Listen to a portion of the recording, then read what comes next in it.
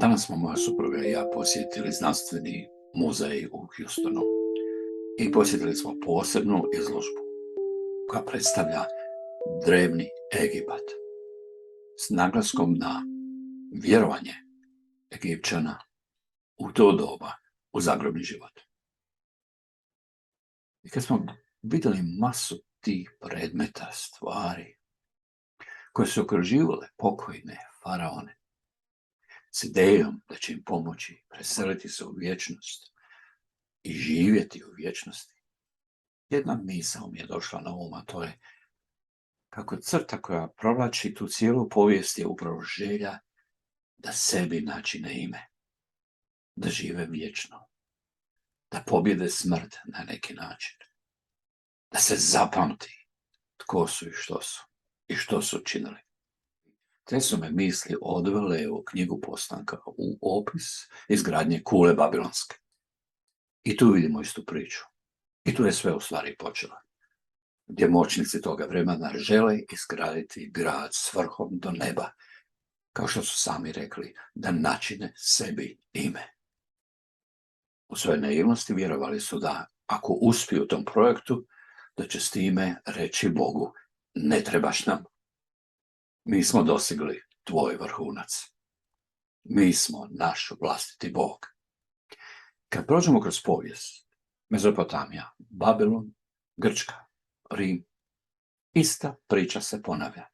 To možemo prepoznati po onome što su izgrađivali, po spomenicima koje su izgradili, po bogovima koje su imali oko sebe. Sve ukazuje na to, željeli su ostaviti poruku da su moćni, najmoćniji, da će zauvijek ostati, zauvijek živjeti, vladati.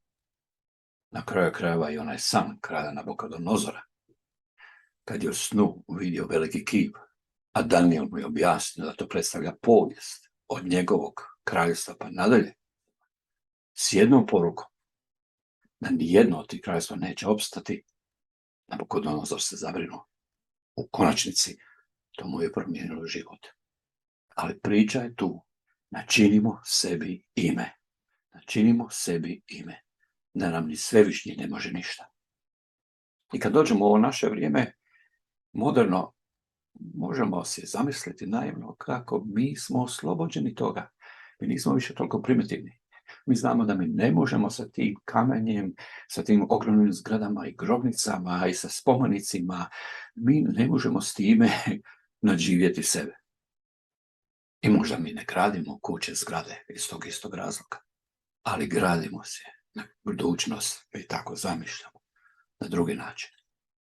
Želimo izgraditi znanost koja će od nas stvoriti bogove, da na kraju ćemo i mi moći reći načinili smo sebi ime i niko nam ne može ništa, pa čak i svevišnji Bog. Razmislimo o ovome. Razmislimo sasvim ozbiljno. Jer to tako neće ispasti na kraju.